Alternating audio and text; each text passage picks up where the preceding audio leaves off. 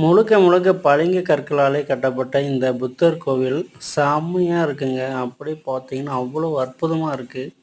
இது ஃபுல்லாக பார்த்தீங்கன்னா சிமெண்ட் எதுவுமே கிடையாதுங்க. ஃபுல் அண்ட் ஃபுல் பார்த்தீங்கன்னா பளிங்கு கற்களால் தாஜ்மஹாலுக்கு அடுத்தது இங்கே தாங்க கட்டியிருக்காங்க. செம்மையாக இருக்குது, பயங்கரமாக இருக்குது.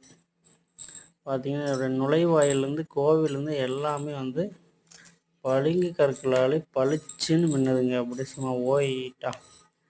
பெயிண்டிங்லாம் எதுவுமே கிடையாது. அப்படியே நேச்சுரலாக அப்படியே சிற்பங்களை செதுக்கி அப்படியே வந்து மெட்டல் பேஸ்ட்டை வச்சு ஒட்டியிருக்கிறாங்க. டோட்டலாகவே